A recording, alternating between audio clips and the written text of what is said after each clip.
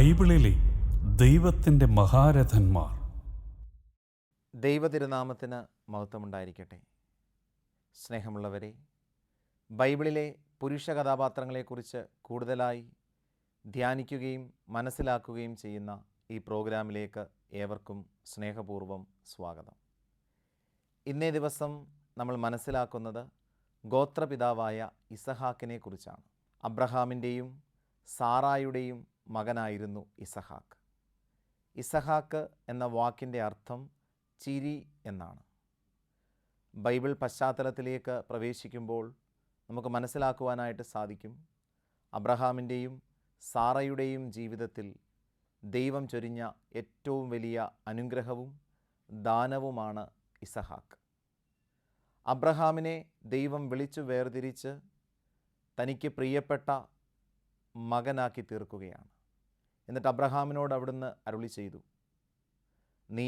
നീയും നിൻ്റെ സന്തതി പരമ്പര ഈ ഭൂമിക്ക് അവകാശിയായിത്തീരും. ദൈവം വാഗ്ദാനം ചെയ്തത് അബ്രഹാം വിശ്വസിക്കുകയും ദൈവത്തോടുള്ള വിധേയത്വത്തിലും അനുസരണത്തിലും തൻ്റെ ജീവിതം ക്രമീകരിക്കുകയും ചെയ്തു. എന്നാൽ ഏറെ നാളത്തെ കാത്തിരിപ്പിന് ശേഷവും തനിക്ക് ഒരു കുഞ്ഞിനെ ലഭിക്കുന്നില്ല എന്നുള്ള ഒരു വേദനയിലും ഒരു ആശങ്കയിലും ആകുലതയിലും ഒക്കെ അബ്രഹാം ആയിരിക്കുമ്പോൾ ഇസഹാക്ക് അബ്രഹാമിൻ്റെ ജീവിതത്തിലേക്ക് കടന്നു വരികയാണ്. അബ്രഹാമിനും സാറയ്ക്കും ദൈവം കൊടുത്ത ഈ വലിയ അനുഗ്രഹത്തെ തിരിച്ചറിഞ്ഞുകൊണ്ട് ദൈവത്തിന് നന്ദി പറഞ്ഞുകൊണ്ട് ഇവർ ഈ മകനെ വളർത്തുകയാണ്. ചിരി എന്നർത്ഥമുള്ള ഇസഹാക്ക് എന്ന പേര് വരുന്നതിന് രണ്ട് കാരണങ്ങൾ നമുക്ക് മനസ്സിലാക്കാനായിട്ട് പറ്റും. ഒന്നാമതായിട്ട്, തൻ്റെ കൂടാരത്തിൽ ദൈവദൂതന്മാർ അബ്രഹാമിനും സാറയ്ക്കും സന്ദർശനം നൽകുമ്പോൾ അവരെ അനുഗ്രഹിച്ചുകൊണ്ട് ദൈവദൂതന്മാർ പറയുന്നു, അടുത്ത വസന്തത്തിൽ ഞങ്ങൾ വരുമ്പോൾ നിനക്ക് ഒരു കുഞ്ഞിനെ ലഭിക്കും. എന്നാൽ സാറ ഇത് കേട്ടിട്ട് ചിരിക്കുകയാണ് ചെയ്യുന്നത്. കുറേ നാളുകൊണ്ട് ദൈവത്തിൻ്റെ വാഗ്ദാനത്തിനു വേണ്ടി ഞങ്ങൾ കാത്തിരിക്കുകയാണ്, കാലവിളംബം സംഭവിക്കുന്നു എന്നല്ലാതെ ഇതുവരെ ആ വാഗ്ദാനം ഞങ്ങളിലേക്ക് എത്തിയിട്ടില്ല. അതിനാൽ തന്നെ മൃതപ്രായരായ ഞങ്ങളുടെ ഉദരത്തിന് ശരീരത്തിന് ഇനിയൊരു കുഞ്ഞിന് ജന്മം നൽകാൻ സാധിക്കുമോ എന്ന് ചിന്തിച്ച് ഓർത്ത് സാറ ചിരിക്കുകയാണ്. ഈ ഒരു കാരണത്താൽ ഇസഹാക്കിൻ്റെ പേരിന് ചിരി എന്നൊരർത്ഥം വരുന്നു എന്ന് നമുക്ക് മനസ്സിലാക്കാം. രണ്ടാമതായിട്ട്, കുഞ്ഞുങ്ങൾ ഇല്ലാത്ത സാഹചര്യം എന്ന് പറയുന്നത് ഇവർ ജീവിച്ചിരുന്ന കാലഘട്ടത്തിൽ ശപിക്കപ്പെട്ട വ്യക്തികൾ എന്ന രീതിയിലാണ് ഇവരെ മനസ്സിലാക്കിയിരുന്നത്. ദൈവത്താൽ വെറുക്കപ്പെട്ടവരും ദൈവത്താൽ ശപിക്കപ്പെട്ടവരുമായിട്ട് സാറയും അബ്രഹാമും കണക്കാക്കപ്പെട്ടിരുന്നു. ഈ ഒരു സാഹചര്യത്തിൽ വളരെ വേദനയോടെയും പ്രയാസത്തോടെയും കണ്ണീരോടെയും ആയിരിക്കുമ്പോഴാണ് ഇസഹാക്ക് ഇവരുടെ ജീവിതത്തിലേക്ക് കടന്നു വരുന്നത്. അങ്ങനെ മറ്റുള്ളവരുടെ മുൻപിലുള്ള അപമാനം നീക്കി എൻ്റെ കണ്ണീര് തുടച്ച് മറ്റുള്ളവരുടെ മുൻപിൽ അഭിമാനത്തോടെ നിൽക്കുവാനും മുഖപ്രസന്നതയോടെ ആയിരിക്കുവാനും ദൈവം എന്നെ അനുഗ്രഹിച്ചു എന്നർത്ഥത്തിൽ സാറ ഇസഹാക്കിന് ചിരി എന്നർത്ഥമുള്ള ഈ പേര് നൽകുകയാണ്. അങ്ങനെ എല്ലാ തരത്തിലും ഏറെ സന്തോഷത്തോടെ അവർക്ക് ദൈവം നൽകിയ ഈ അനുഗ്രഹത്തെ സ്വീകരിച്ച് അവരുടെ ജീവിതം അവർ ക്രമീകരിക്കുമ്പോൾ ഒരു ദിവസം ദൈവം അബ്രഹാമിനെ വിളിച്ചിട്ട് ഇപ്രകാരം പറഞ്ഞു, നീ സ്നേഹിക്കുന്ന നിൻ്റെ ഏകജാതനായ ഇസഹാക്കിനെ ഞാൻ പറയുന്ന മലയിൽ നീ എനിക്ക് ബലിയർപ്പിക്കണം. ദൈവത്തോടുള്ള വിധേയത്വം ആ വൃദ്ധ പിതാവിൻ്റെ മനസ്സിനെയും ഹൃദയത്തെയും കുറേ കൂടി ബലപ്പെടുത്തുകയാണ് ചെയ്യുന്നത്. അങ്ങനെ തൻ്റെ മകനെ ബലിയർപ്പിക്കുവാനായിട്ട് മലയിലേക്ക് ഇസഹാക്ക് കൊണ്ടുപോവുകയാണ്. ഇസഹാക്കിൻ്റെ ചുമലിലേക്ക് അപ്പൻ വിറകുകെട്ട് എടുത്തു വെച്ചു. ഈ വിറകുകെട്ടുമായിട്ട് മല കയറുമ്പോൾ ഇസഹാക്ക് ചോദിക്കുന്നൊരു ചോദ്യമുണ്ട്, അപ്പാ, തീയും വിറകും നമ്മുടെ കരയിലുണ്ടല്ലോ, ബലിക്കുള്ള കുഞ്ഞാട് എവിടെ? നമ്മുടെ പാപങ്ങൾക്ക് വേണ്ടി സ്വന്തം ജീവൻ ബലിയർപ്പിച്ച കർത്താവ് ഈശോ മിശിഹായുടെ പ്രതീകമായിട്ട് ഇസഹാക്കിനെ കാണുന്നുണ്ട്. കൽവരി മലയിലേക്ക് തൻ്റെ കുരിശും ചുമന്നുകൊണ്ട് കർത്താവ് ഈശോ മിശിഹ പ്രവേശിക്കുകയാണ്. ഇതുപോലെ തന്നെ ബലിയർപ്പിക്കുവാനുള്ള ബലി വിറകുമായിട്ട് ഇസഹാക്ക് മല കയറുന്നു. തീർച്ചയായിട്ടും ഒരപ്പൻ തൻ്റെ മകനെ വേദനയോടെ ബലിയർപ്പിക്കുവാൻ മലയെ സമീപിക്കുന്നതിൻ്റെ ഒരു പ്രതീകമാണ് ഇസഹാക്കെങ്കിൽ, പുതിയ നിയമത്തിൽ സ്വർഗത്തിലെ അപ്പൻ തൻ്റെ മകൻ, തൻ്റെ ഏകജാതനായ കർത്താവ് മിശിഹായെ നമുക്ക് വേണ്ടി ബലിയർപ്പിച്ചതിൻ്റെ ഒരു ഓർമ്മപ്പെടുത്തൽ ഇസഹാക്കിൻ്റെ ജീവിതത്തിൽ നമുക്ക് കാണുന്നതിന് സാധിക്കും. അങ്ങനെ മലമുകളിലെത്തി ബലിക്കല്ലൊരുക്കി ബലിക്കുഞ്ഞാടായ തൻ്റെ മകനെ ആ ബലിക്കല്ലിൽ കിടത്തുമ്പോൾ അപ്പന് അരുളപ്പാടുണ്ടായി, അരുത്, കുട്ടിയുടെ മേൽ കൈവയ്ക്കരുത്. ദൈവം വലിയ കരുണയും സ്നേഹവും സംരക്ഷണവും ഇസഹാക്കിന് നൽകിക്കൊണ്ട് അപ്പൻ്റെ ബലിക്കത്തിയിൽ നിന്ന് മകനെ രക്ഷിക്കുകയാണ് ചെയ്യുന്നത്. പിന്നീട് ഇസഹാക്ക് ഏറെ സന്തോഷത്തോടെ ഇവരോടൊപ്പം ജീവിക്കുന്നു. റബേക്കായെ വിവാഹം കഴിക്കുന്നു. ഏസാവ്, യാക്കോബ് എന്നീ 2 മക്കൾക്ക് ജന്മം നൽകുന്നു. 180 വയസ്സിൽ ഇസഹാക്ക് മരിക്കുന്നു. ഇസഹാക്കിൻ്റെ ജനനത്തെക്കുറിച്ചും ഇസഹാക്കിൻ്റെ മരണത്തെക്കുറിച്ചും ഇസഹാക്കിൻ്റെ ജീവിതത്തെക്കുറിച്ചും വളരെ ആഴത്തിൽ ധ്യാനിക്കുകയും മനസ്സിലാക്കുകയും ചെയ്യുമ്പോൾ നമ്മുടെ ജീവിതത്തെ കുറെ കൂടി ക്രമപ്പെടുത്തുന്നതിന് നമുക്ക് സാധിക്കും. ഒന്നാമതായിട്ട് ഇസഹാക്ക് നമുക്ക് പറഞ്ഞു തരുന്ന പാഠം എന്നത് ഏറെ പ്രതീക്ഷയോടെ കാത്തിരിക്കുന്ന ജീവിതങ്ങളിലേക്ക് ദൈവം ഇറങ്ങി വരും എന്നുള്ളതാണ്. അബ്രഹാമും സാറയും പ്രാർത്ഥനയോടെ കണ്ണീരോടെ കാത്തിരുന്നത് ദൈവം അവർക്ക് നൽകിയ വാഗ്ദാനത്തെ സ്വീകരിക്കുവാനായിരുന്നു. അബ്രഹാമും സാറയും പ്രതീക്ഷയോടെ കാത്തിരുന്നത് ഇസഹാക്കിലൂടെ തങ്ങളുടെ മേൽ ചൊരിയപ്പെട്ടിരുന്ന ശാപത്തിൻ്റെയും അപമാനത്തിൻ്റെയും പരുഷവാക്കുകൾ മാറ്റപ്പെടും എന്നുള്ള രീതിയിലാണ്. തീർച്ചയായിട്ടും അബ്രഹാമിൻ്റെയും സാറയുടെയും ജീവിതം പരിശോധിക്കുമ്പോൾ നമുക്ക് മനസ്സിലാക്കുവാൻ പറ്റുന്നൊരു കാര്യം, അവരുടെ ജീവിതത്തെ മാറ്റിമറിക്കുന്നതിന് ദൈവം ദാനമായി നൽകിയ സമ്മാനമാണ് ഇസഹാക്ക്. നമ്മുടെയൊക്കെ ജീവിതത്തിൽ ഒരുപാട് കാര്യങ്ങൾക്ക് വേണ്ടി നമ്മൾ പ്രാർത്ഥിക്കുന്നുണ്ട്, ഒരുപാട് കാര്യങ്ങൾക്ക് വേണ്ടി നമ്മൾ കാത്തിരിക്കുന്നുണ്ട്, ഒരുപാട് ആവശ്യങ്ങൾ ദൈവസന്നിധിയിൽ അർത്ഥനാപൂർവം നമ്മൾ സമർപ്പിക്കുന്നുണ്ട്. എന്നാൽ പലപ്പോഴും നമ്മുടെ മനസ്സ് മടുത്തു പോകാറുണ്ട്, നിരാശയിലേക്ക് നമ്മൾ വീണു പോകാറുണ്ട്.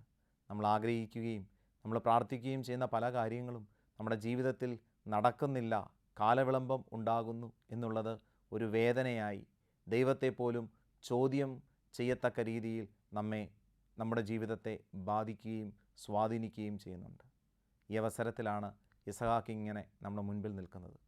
നമ്മുടെ മുന്നിൽ നിന്നിട്ട് ഇസഹാക്ക് പറയുകയാണ്, കണ്ണീരോടെയുള്ള പ്രാർത്ഥനകളൊന്നും വെറുതെയാകില്ല കേട്ടോ, കണ്ണീരോടെയുള്ള കാത്തിരിപ്പുകളൊന്നും വെറുതെയാകില്ല കേട്ടോ, വിശ്വാസത്തോടെ ദൈവത്തിന് മുൻപിൽ പിരിച്ചു പിടിക്കുന്ന കരങ്ങളൊന്നും ഒരിക്കലും മടങ്ങിപ്പോകില്ല കേട്ടോ. അതിനുള്ള ഏറ്റവും വലിയ അടയാളമാണ് ഞാൻ. എൻ്റെ അപ്പനും അമ്മയും കരഞ്ഞതിൻ്റെയും, എൻ്റെ അപ്പനും അമ്മയും കാത്തിരുന്നതിൻ്റെയും, എൻ്റെ അപ്പനും അമ്മയും മുട്ടുമടക്കിയതിൻ്റെയും, ദൈവസന്നിധിയിൽ കരമുയർത്തി പ്രാർത്ഥിച്ചതിൻ്റെയും ഫലമാണ് ഞാൻ. അതെ, ഇസഹാക്ക് നമ്മെ ഓർമ്മിപ്പിക്കുന്നു. കണ്ണീരോടെ പ്രാർത്ഥനയോടെ കാത്തിരിക്കുന്ന ജീവിതങ്ങളിലേക്ക് ദൈവഹിതമനുസരിച്ച്, ദൈവപദ്ധതി അനുസരിച്ച് ഒരു സമ്മാനമായിട്ട് നമ്മൾ ആഗ്രഹിക്കുന്ന കാര്യങ്ങൾ നടത്തിത്തരും എന്ന്. രണ്ടാമതായിട്ട് ഇസഹാക്കിൻ്റെ ജീവിതം നമ്മെ പഠിപ്പിക്കുന്ന കാര്യം, കുടുംബജീവിതം ആരംഭിച്ച് സന്തോഷത്തോടെ മുന്നോട്ട് പോകുമ്പോഴും എവിടെയൊക്കെയോ ചില പ്രശ്നങ്ങളും പ്രതിസന്ധികളും അവരുടെ കുടുംബത്തെ ബാധിക്കുന്നുണ്ട്. അതിനുള്ള കാരണം എന്താണ്? ഇസഹാക്കിൻ്റെ കുടുംബജീവിതത്തിൽ വന്നൊരു പരാജയം എന്ന് പറയുന്നത് മക്കളെ ഒരുപോലെ കാണുവാനും മക്കളെ ഒരുപോലെ സ്നേഹിക്കുവാനും അംഗീകരിക്കുവാനും ഉൾക്കൊള്ളുവാനും ഇസഹാക്കിന് സാധിച്ചില്ല എന്നുള്ളതാണ്. ഇസഹാക്കിന് തൻ്റെ മൂത്ത മകനായ ഏസാവിനോടായിരുന്നു പ്രിയം. റബേക്കായ്ക്ക് തൻ്റെ ഇളയ മകനായ യാക്കോബിനോടായിരുന്നു പ്രിയം. അങ്ങനെ ഈ മാതാപിതാക്കൾ തങ്ങളുടെ മക്കളെ വേർതിരിച്ച് കണ്ടു, പക്ഷപാതം കാണിച്ച് സ്നേഹിച്ചു. ഇതായിരുന്നു അവരുടെ കുടുംബജീവിതത്തിലെ ഏറ്റവും വലിയൊരു പരാജയമായിട്ട് നമുക്ക് മനസ്സിലാക്കുവാൻ പറ്റുന്നത്. പ്രിയപ്പെട്ടവരെ, നമ്മുടെ കുടുംബജീവിതത്തിലേക്ക് കടന്നു വരുമ്പോൾ നമ്മൾ തിരിച്ചറിയേണ്ട ഒരു യാഥാർത്ഥ്യം, അത് ആൺകുഞ്ഞാണെങ്കിലും പെൺകുഞ്ഞാണെങ്കിലും, സൗന്ദര്യമുള്ളവരാണെങ്കിലും സൗന്ദര്യം കുറഞ്ഞവരാണെങ്കിലും, നമ്മൾ ആഗ്രഹിക്കുന്ന രീതിയിൽ കാര്യങ്ങൾ ചെയ്യുന്നവരാണെങ്കിലും ചെയ്യാത്തവരാണെങ്കിലും, ഈ കുഞ്ഞുങ്ങൾ ദൈവത്തിൻ്റെ ദാനമാണ്. നിങ്ങളുടെ ദാമ്പത്യ ജീവിതത്തെ മനോഹരമാക്കുവാൻ, നിങ്ങളുടെ കുടുംബ ജീവിതത്തെ അനുഗ്രഹീതമാക്കുവാൻ ദൈവം നിങ്ങൾക്ക് ദാനമായി നൽകിയ ഈ കുഞ്ഞുങ്ങളെ ഒരുപോലെ കാണുവാനും ഒരുപോലെ സ്നേഹിക്കുവാനും അവരെ ഒരുപോലെ ദൈവസന്നിധിയിൽ സമർപ്പിച്ച് വിശ്വാസത്തിൽ വളർത്തുവാനുമുള്ള ഒരു മനസ്സ് മാതാപിതാക്കൾക്ക് ഉണ്ടാകണം. അങ്ങനെ പരസ്പരം സ്നേഹത്തിലും പരസ്പര ഐക്യത്തിലും കുഞ്ഞുങ്ങളെ ചേർത്ത് പിടിക്കുന്നിടത്താണ് അവരുടെ ജീവിതങ്ങൾ നന്മയുള്ളതായി തീരുകയും കുടുംബജീവിതം അനുഗ്രഹീതമാവുകയും ചെയ്യുന്നത്. ഇസഹാക്കിനും റെബേക്കായ്ക്കും പറ്റിയ ഈ ഒരു വലിയ അബദ്ധം നമ്മുടെ ജീവിതത്തിൽ സംഭവിക്കാതിരിക്കാനായിട്ട് പ്രത്യേകം ശ്രദ്ധിക്കണം. കുഞ്ഞുങ്ങളെ ഒരുപോലെ സ്നേഹിക്കുവാനും കുഞ്ഞുങ്ങളെ ഒരുപോലെ കാണുവാനുമുള്ള ഒരു ഓർമ്മപ്പെടുത്തൽ ഇസഹാക്കിൻ്റെ ജീവിതം നമ്മുടെ മുൻപിൽ വയ്ക്കുന്നുണ്ട്. മൂന്നാമതായിട്ട് നമ്മൾ കാണുന്ന കാര്യം, ഇസഹാക്ക് തൻ്റെ പ്രിയപ്പെട്ട മകനായ ഏസാവിനെ വിളിച്ചിട്ട് അവനോട് ഇപ്രകാരം പറയുന്നു: നീ എനിക്ക് ഒരല്പം ഭക്ഷണം ഉണ്ടാക്കി തരിക, ഞാൻ നിന്നെ അനുഗ്രഹിക്കാം. അങ്ങനെ തനിക്ക് ഇഷ്ടപ്പെട്ട ഭക്ഷണം സ്വീകരിച്ചുകൊണ്ട് തൻ്റെ മകനെ അനുഗ്രഹിക്കുവാനായി കാത്തിരിക്കുന്ന ഇസഹാക്ക്. നമ്മുടെയൊക്കെ ജീവിതത്തിൽ നമ്മൾ തിരിച്ചറിയേണ്ട യാഥാർത്ഥ്യം ഇതാണ്. നമ്മുടെ കുഞ്ഞുങ്ങൾക്ക് നമ്മൾ കൊടുക്കേണ്ട പ്രാർത്ഥനയുണ്ട്, നമ്മുടെ കുഞ്ഞുങ്ങൾക്ക് നമ്മൾ കൊടുക്കേണ്ട നന്മയുണ്ട്, നമ്മുടെ കുഞ്ഞുങ്ങൾക്ക് നമ്മൾ കൊടുക്കേണ്ട അനുഗ്രഹമുണ്ട്, നമ്മുടെ കുഞ്ഞുങ്ങളോട് നമുക്ക് ചില ഉത്തരവാദിത്വങ്ങളും കടമകളും ഉണ്ട്. അവർ നമുക്ക് എന്തെങ്കിലും നൽകിയിട്ട്, അവർ നമ്മളെ പരിപാലിച്ചിട്ട്, അവർ നമ്മളെ ശ്രദ്ധിച്ചിട്ട് അത് നൽകാം എന്നുള്ള ഒരു ചിന്തയിലേക്ക് നമ്മൾ പോകരുത്. ദൈവം ദാനമായി നൽകിയിരിക്കുന്ന കുഞ്ഞുങ്ങളെ വളർത്തുവാൻ, ദൈവസന്നിധിയിൽ അവരെ ചേർത്ത് പിടിക്കുവാൻ എന്തൊക്കെ കാര്യങ്ങൾ നമ്മുടെ ഉത്തരവാദിത്വവും നമ്മുടെ കടമയുമായിട്ടുണ്ടോ അതെല്ലാം ചെയ്യാനായിട്ട് ഒരു അപ്പനും അമ്മയും ബാധ്യസ്ഥരാണ്. അപ്പോൾ ഏസാവിനെ അനുഗ്രഹിക്കുവാനായിട്ട് ഇസഹാക്ക് അവനോട് ഭക്ഷണം ചോദിക്കുന്നുണ്ട്. ഇതൊരു വലിയ പോരായ്മയായിട്ട് നമുക്ക് മനസ്സിലാക്കാനായിട്ട് സാധിക്കും. ഇസഹാക്കിൻ്റെ ജീവിതത്തിൽ സംഭവിച്ച ഈ അബദ്ധം നമ്മുടെ ജീവിതത്തിൽ സംഭവിക്കാതിരിക്കാനായി നമുക്ക് പ്രത്യേകം ശ്രദ്ധിക്കാം. നാലാമതായിട്ട് ഇസഹാക്കിൻ്റെ ജീവിതത്തിൽ സംഭവിക്കുന്ന ഒരു തെറ്റ് എന്നുള്ളത്, തൻ്റെ പിതാവായ അബ്രഹാം പ്രവർത്തിച്ച അതേ തെറ്റ് ഇസഹാക്കിൻ്റെ ജീവിതത്തിൽ സംഭവിക്കുന്നുണ്ട്. അബ്രഹാം അബിമലേക്കിൻ്റെ അടുത്ത് ചെന്നിട്ട് തൻ്റെ ഭാര്യയായ സാറ തൻ്റെ സഹോദരിയാണെന്ന് പറയുന്നുണ്ട്. സ്വന്തം ജീവൻ രക്ഷിക്കുവാൻ വേണ്ടിയാണ് അബ്രഹാം ഇങ്ങനെ പറയുന്നത്. ഇതേ തെറ്റ് ഇസഹാക്ക് ആവർത്തിക്കുന്നുണ്ട്. ഇസഹാക്ക് ഇപ്രകാരം പറയുന്നു, തൻ്റെ ഭാര്യയായ റബേക്ക തൻ്റെ സഹോദരിയാണെന്ന്. ഇവിടെ എന്താണ് സംഭവിക്കുന്നത്? ഇവിടെ രണ്ട് തെറ്റുകൾ സംഭവിക്കുന്നുണ്ട്. ഒന്ന്, സ്വന്തം ജീവൻ രക്ഷിക്കുവാൻ വേണ്ടി തൻ്റെ ഭാര്യയുടെ ജീവൻ അപകടത്തിലാക്കുകയാണ്. രണ്ടാമതായിട്ട് കള്ളം പറയുന്നു, തെറ്റിദ്ധരിപ്പിക്കുന്നു. പല സാഹചര്യങ്ങളിലും അബ്രഹാമും ഇസഹാക്കും ഇങ്ങനെ ചെയ്യുമ്പോൾ അതൊരു വലിയ ദുർമാതൃകയായിട്ട് മാറുന്നുണ്ട്. സാറ തൻ്റെ സഹോദരിയാണെന്ന് പറഞ്ഞു അബിമലേക്ക് അവളെ സ്വന്തമാക്കാനായിട്ട് പരിശ്രമിക്കുന്നു. എന്നാൽ ദൈവം ഇടപെട്ടിട്ടാണ് അബ്രഹാമിന് സാറയെ തിരിച്ചു കിട്ടുന്നത്. ഇസഹാക്കിൻ്റെ ജീവിതത്തിൽ ഇത് തന്നെയാണ് സംഭവിക്കുന്നത്. ദൈവം ഇടപെട്ടിട്ടാണ് റബേക്കയെ ഇസഹാക്കിന് തിരിച്ചു കിട്ടുന്നത്. ഇവിടെ സ്വന്തം വ്യക്തി താല്പര്യത്തിന് വേണ്ടി, തൻ്റെ ജീവൻ അപകടത്തിലാകാതിരിക്കുവാൻ വേണ്ടി തൻ്റെ ഭാര്യയുടെ ജീവൻ ഇസഹാക്ക് അപകടത്തിൽ വെക്കുകയാണ്. ഈ സാഹചര്യത്തിൽ പലപ്പോഴും നമുക്ക് മനസ്സിലാക്കുവാനായിട്ട് സാധിക്കുന്ന കാര്യം, നമ്മുടെയൊക്കെ ആധുനിക കുടുംബജീവിതങ്ങളിലും ഇങ്ങനെയുള്ള വലിയ വീഴ്ചകൾ സംഭവിക്കുന്നുണ്ട്. സ്വാർത്ഥതയുടെ ഒരു തലത്തിലേക്ക് കുടുംബജീവിതങ്ങൾ മാറുമ്പോൾ ജീവിത പങ്കാളിയുടെ സുരക്ഷിതത്വം ഉറപ്പാക്കുവാനോ ജീവിത പങ്കാളിയുടെ നന്മയെ മനസ്സിലാക്കി ചേർത്ത് പിടിക്കുവാനോ സാധിക്കാതെ പോകുന്നുണ്ട്. സ്വന്തം വ്യക്തി താല്പര്യങ്ങൾ ഉയർത്തിപ്പിടിക്കുന്നതിന്, സ്വന്തം താല്പര്യങ്ങൾ പാലിക്കപ്പെടുന്നതിന്, സ്വന്തം താല്പര്യങ്ങൾ മറ്റുള്ളവരുടെ മേൽ അടിച്ചേൽപ്പിക്കുന്നതിന് ഒരു ജീവിത പങ്കാളി പരിശ്രമിക്കുമ്പോൾ മറ്റേ ജീവിത പങ്കാളിയുടെ ജീവിത സാഹചര്യങ്ങൾ വല്ലാതെ വ്രണപ്പെടുകയാണ് ചെയ്യുന്നത്. രണ്ടാമതായിട്ട് തെറ്റിദ്ധരിപ്പിക്കപ്പെടുകയാണ്, നുണ പറയുകയാണ്. നമ്മുടെയൊക്കെ ജീവിത സാഹചര്യങ്ങൾ നമ്മൾ ശ്രദ്ധിക്കേണ്ട ഏറ്റവും പ്രധാനപ്പെട്ട കാര്യം, മറ്റുള്ളവരെ തെറ്റിദ്ധരിപ്പിച്ച് കഴിയുമ്പോൾ നമ്മുടെ തന്നെ ജീവൻ അപകടത്തിലാകുന്നു എന്നുള്ളത് വലിയ യാഥാർത്ഥ്യമാണ്. അപ്പോൾ യാഥാർത്ഥ്യത്തെ യാഥാർത്ഥ്യബോധത്തോടെ അവതരിപ്പിക്കുവാനും സത്യത്തെ സത്യമായി ചിത്രീകരിക്കുവാനുള്ള ഒരു മനോധൈര്യം നമുക്കുണ്ടാകണം. ക്രൈസ്തവ ജീവിതത്തിൻ്റെ പ്രത്യേകത അതാണ്.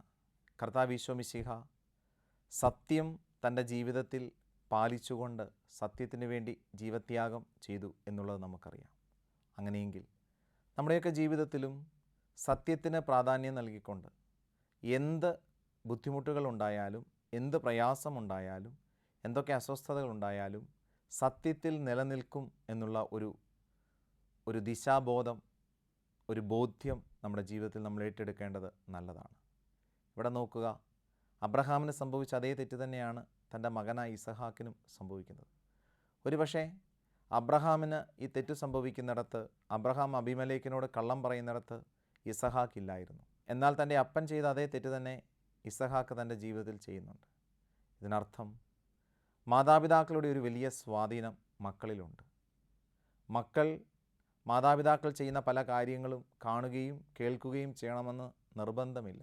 എന്നാലും മാതാപിതാക്കളുടെ ജീവിതത്തിലുണ്ടായിട്ടുള്ള പല വീഴ്ചകളും പല കുറവുകളും അറിഞ്ഞോ അറിയാതെയോ മക്കളുടെയൊക്കെ ജീവിതത്തിലേക്ക് കടന്നു വരുവാനും മക്കളെ സ്വാധീനിക്കുവാനും ഒക്കെ ഇടയുണ്ടെന്ന് ഈ ഒരു സംഭവം നമുക്ക് മനസ്സിലാക്കി തരുന്നുണ്ട്. അതുകൊണ്ട് മാതാപിതാക്കൾ എപ്പോഴും തങ്ങളുടെ ജീവിതത്തെ ശ്രദ്ധിക്കേണ്ടത് വളരെ അത്യന്താപേക്ഷിതമായ കാര്യമാണ്. ദൈവിക കൽപ്പനകളോട് ചേർന്ന്, ദൈവവചനത്തോട് ചേർന്ന് മാതാപിതാക്കൾ ജീവിക്കുകയും അതനുസരിച്ച് ജീവിതത്തെ ക്രമീകരിക്കുകയും ചെയ്യുന്നിടത്ത് വലിയ ദൈവ അനുഗ്രഹങ്ങൾ മക്കളിലേക്ക് കടന്നു വരികയും അതനുസരിച്ച് മക്കളുടെ ജീവിതം ബലപ്പെടുകയും ദൈവവചനത്തിൻ്റെ വലയത്തിലും സ്വാധീനത്തിലും അവരുടെ ജീവിതം ശക്തിപ്പെടുകയും ചെയ്യും എന്ന് നമുക്ക് മനസ്സിലാക്കാനായിട്ട് സാധിക്കും.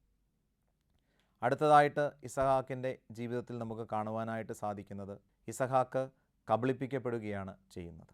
ഇസഹാക്ക് തൻ്റെ മകനായ ഏസാവിനോട് പറഞ്ഞത് അമ്മയായ റെബേക്ക മറഞ്ഞിരുന്ന് കേൾക്കുകയും ഇസഹാക്ക് ഏസാവിന് കൊടുക്കുവാനിരുന്ന അനുഗ്രഹം തൻ്റെ പ്രിയപ്പെട്ട മകനായ യാക്കോബിന് ലഭിക്കുകയും ചെയ്യണം എന്ന് ആ അമ്മ ആഗ്രഹിച്ചു. അങ്ങനെ യാക്കോബിനെ വിളിച്ച് ഒരു ആട്ടിൻകുട്ടിയെ കൊന്ന് തൻ്റെ അപ്പൻ ഇഷ്ടപ്പെട്ട രീതിയിൽ ഭക്ഷണം പാകം ചെയ്ത് യാക്കോബിനെ ഇസഹാക്കിൻ്റെ അടുത്തേക്ക് പറഞ്ഞയച്ചു. ഏസാവിൻ്റെ കരങ്ങളിൽ രോമം ഉണ്ടായിരുന്നതിനാൽ ഈ ആട്ടിൻകുഞ്ഞിനെ കൊന്ന് യാക്കോബിനെ അവരണിയിച്ചു. അങ്ങനെ ഇസഹാക്ക് കിടക്കയിലായിരിക്കുമ്പോൾ യാക്കോബ് വന്ന് വിളിച്ചിട്ട്, അപ്പൻ ഇഷ്ടപ്പെട്ട ഭക്ഷണം ഇതാ തയ്യാറായിരിക്കുന്നു എന്ന് പറയുന്നു. ഇസഹാക്ക് പറയുന്നുണ്ട്, മകനെ, ഇത് എൻ്റെ മകൻ ഏസാവാണോ? ശബ്ദം യാക്കോബിൻ്റേതാണല്ലോ. അപ്പോൾ യാക്കോബ് പറയുകയാണ്, ഞാൻ ഏസാവ് തന്നെയാണ്. ഇത് കേട്ടിട്ട് ഇസഹാക്ക് തൻ്റെ മകൻ്റെ ശരീരം പരതുന്നുണ്ട്. കാരണം ഏസാവ് ശരീരം മുഴുവനും രോമം ഉള്ളവനായിരുന്നു. അങ്ങനെ ആട്ടിൻതോല് അണിഞ്ഞ് യാക്കോബ് ഇസഹാക്കിൻ്റെ മുന്നിലിരിക്കുമ്പോൾ അത് ഏസാവാണെന്ന് തെറ്റിദ്ധരിച്ച് ഇസഹാക്ക് യാക്കോബിനെ അനുഗ്രഹിക്കുന്നു. അങ്ങനെ അനുഗ്രഹം മേടിച്ച് യാക്കോബ് തിരികെ പോകുമ്പോൾ ഇസഹാക്ക് സന്തോഷത്തോടെ കട്ടിലിരിക്കുന്ന സമയത്ത് ഏസാവ് വന്നിട്ട് പറയുകയാണ്, ഞാനിതാ അങ്ങേക്കുള്ള ഭക്ഷണം കൊണ്ടുവന്നിരിക്കുന്നു. അപ്പോഴാണ് താൻ തെറ്റിദ്ധരിക്കപ്പെട്ടതും കബളിപ്പിക്കപ്പെട്ടതും ഇസഹാക്ക് മനസ്സിലാക്കുന്നത്. പ്രിയമുള്ളവരെ, ഇസഹാക്ക് നമ്മെ ഓർമ്മിപ്പിക്കുന്ന അടുത്ത പാഠം എന്നത്, നമ്മൾ കാണുകയും കേൾക്കുകയും ചെയ്യുന്ന ചില കാര്യങ്ങൾക്കപ്പുറത്ത് യാഥാർത്ഥ്യമുണ്ട്. നമ്മുടെ പഞ്ചേന്ദ്രിയങ്ങൾക്കപ്പുറത്ത് ചില സത്യങ്ങളുണ്ട്, ചില യാഥാർത്ഥ്യങ്ങളുണ്ട്. നമ്മളത് മനസ്സിലാക്കണം. ആട്ടിൻതോലണിഞ്ഞ യാക്കോബിൻ്റെ ശരീരം തഴുകിയപ്പോൾ അത് ഏസാവാണെന്ന് തെറ്റിദ്ധരിച്ചിട്ടാണ് ഇസഹാക്ക് യാക്കോബിനെ അനുഗ്രഹിക്കുന്നത്. നമ്മുടെ ജീവിതത്തിൽ ഇതുപോലെ എത്രയോ പ്രാവശ്യം തെറ്റിദ്ധാരണകളിലൂടെ ചില തീരുമാനങ്ങൾ നമ്മൾ എടുത്തിട്ടുണ്ട്. തെറ്റിദ്ധാരണകളിലൂടെ നമ്മുടെ ജീവിതം നമ്മൾ ക്രമീകരിച്ചിട്ടുണ്ട്. ഒരുപാട് പേർക്ക് വേദനയ്ക്കും പ്രയാസത്തിനും സങ്കടത്തിനും ബുദ്ധിമുട്ടിനും ഒക്കെ കാരണമായിട്ടുണ്ട്. നമ്മളെടുത്ത ചില തീരുമാനങ്ങൾ യാഥാർത്ഥ്യത്തിൽ നിന്ന് വളരെ അകലെയായിരുന്നുവെന്ന് പിന്നീടായിരിക്കും നമ്മൾ മനസ്സിലാക്കുന്നത്. എന്നാൽ അതിൻ്റെ പരിണിത ഫലം അപ്പോഴേക്കും വളരെ വലുതായിരിക്കും. അതുകൊണ്ട് ഇസഹാക്കിൻ്റെ ജീവിതം നമ്മെ ഓർമ്മിപ്പിക്കുന്ന കാര്യം, പഞ്ചേന്ദ്രിയങ്ങൾക്കും യുക്തിക്കും അപ്പുറത്ത് നമുക്ക് മനസ്സിലാകാത്ത ചില യാഥാർത്ഥ്യങ്ങളുണ്ട്. ആ യാഥാർത്ഥ്യങ്ങളെ യാഥാർത്ഥ്യങ്ങളായി തിരിച്ചറിയുവാനും ആ സത്യങ്ങളെ മനസ്സിലാക്കുവാനും കഴിയുന്നിടത്താണ് നമുക്ക് നല്ല തീരുമാനങ്ങൾ, യഥാർത്ഥ തീരുമാനങ്ങൾ എടുക്കുവാനായിട്ട് സാധിക്കുന്നത്. ഇങ്ങനെ ഒരുപാട് കുറവുകൾ ഇസഹാക്കിൻ്റെ ജീവിതത്തിൽ ഉണ്ടായിരുന്നെങ്കിലും ദൈവമേറെ സ്നേഹിക്കുകയും ദൈവമേറെ അനുഗ്രഹിക്കുകയും ചെയ്ത ഒരു ജീവിതമായിരുന്നു ഇസഹാക്കിൻ്റേത്. ഇസഹാക്കിൻ്റെ ജീവിതത്തിൽ ഒരുപാട് നന്മകളുണ്ടായിരുന്നു. ഒന്നാമത്, വളരെ ക്ഷമയോടെ തൻ്റെ ജീവിതത്തെ ക്രമീകരിച്ച ഒരു വ്യക്തിയായിരുന്നു ഇസഹാക്ക്. ക്ഷമയോടെ കാത്തിരുന്നു, ക്ഷമയോടെ മറ്റുള്ളവരെ കരുതുകയും സ്വീകരിക്കുകയും ഒക്കെ ചെയ്തു. രണ്ടാമതായിട്ട്, ആഴമായ ഒരു ദൈവവിശ്വാസം ഈ മനുഷ്യന് ഉണ്ടായിരുന്നു. തൻ്റെ വ്യക്തിപരമായ ജീവിതത്തിൽ ദൈവത്തോടുള്ള അനുസരണവും വിധേയത്വവും എന്തു വില കൊടുത്തും കാത്തുസൂക്ഷിക്കുവാനായിട്ട് ഇദ്ദേഹം പരിശ്രമിച്ചിരുന്നു. ഏറ്റവും പ്രധാനപ്പെട്ട കാര്യം, സമാധാനകാംക്ഷിയായിരുന്നു ഇസഹാക്ക് എന്നുള്ളതാണ്. ഇസഹാക്ക് ഒരു സ്ഥലത്ത് പോയി അവിടെ ഒരു കിണർ കുഴിച്ച് വെള്ളമൊക്കെ കണ്ട് സന്തോഷത്തോടെ ജീവിക്കുമ്പോഴാണ് ഫിലിസ്തീർ വരുന്നത്. അത് തങ്ങളുടെ കിണറാണെന്ന് പറഞ്ഞ് ഫിലിസ്തീർ വഴക്കുണ്ടാക്കാൻ പരിശ്രമിക്കുമ്പോൾ ഇസഹാക്ക് ഒരക്ഷരം പോലും മിണ്ടാതെ അവിടെ നിന്ന് മാറിപ്പോവുകയാണ് ചെയ്യുന്നത്. രണ്ടാമതും ഇസഹാക്ക് കുഴിക്കുന്ന കിണറിൻ്റെ അവകാശികളായിട്ട് മറ്റുള്ളവർ വരുമ്പോൾ അവരോട് വഴക്കുണ്ടാക്കാതെ വളരെ സ്നേഹത്തോടെ സമാധാനത്തോടെ അടുത്ത സ്ഥലത്തേക്ക് ഇസഹാക്ക് പോകുന്നതായി നമുക്ക് കാണുവാനായിട്ട് സാധിക്കും. അപ്പോൾ തീർച്ചയായിട്ടും ഇസഹാക്കിൻ്റെ ജീവിതം നമ്മെ ഓർമ്മിപ്പിക്കുന്നു, കുറവുകൾക്ക് നടുവിലും ബലഹീനതകൾക്ക് നടുവിലും ചില പ്രതിസന്ധികൾക്കും ബുദ്ധിമുട്ടുകൾക്കും ഒക്കെ നടുവിലും ദൈവത്തോട് ചേർന്നിരുന്നാൽ ദൈവം നമ്മെ സഹായിക്കുകയും ദൈവം നമ്മെ അനുഗ്രഹിക്കുകയും ചെയ്യും. അങ്ങനെ സ്നേഹത്തോടും സമാധാനത്തോടും മറ്റുള്ളവരെ കരുതുവാനും മറ്റുള്ളവരോട് ചേർന്ന് നിൽക്കുവാനും നമുക്ക് സാധിക്കും. ഇസഹാക്കിൻ്റെ ജീവിതം നമ്മുടെ മുൻപിൽ മാതൃകയായി നിൽക്കുകയാണ്. ഏറ്റവും പ്രധാനപ്പെട്ട മാതൃകയെന്ന് പറയുന്നത്, ദൈവം കണ്ണീരിൻ്റെ വഴിയെ പോകുന്ന മക്കളെ സഹായിക്കാനായി ഇറങ്ങി വരും എന്നുള്ളതാണ്. രണ്ടാമത്തേത്, ദൈവം ആഗ്രഹിക്കുന്ന രീതിയിൽ ദൈവമക്കൾ തങ്ങളുടെ ജീവിതങ്ങളെ ക്രമീകരിച്ചാൽ അതനുസരിച്ച് ദൈവം അവരെ അനുഗ്രഹിക്കും എന്നുള്ളതാണ്. ഏവർക്കും ഹൃദയപൂർവ്വം നന്ദി. ദൈവം നമ്മെ അനുഗ്രഹിക്കട്ടെ.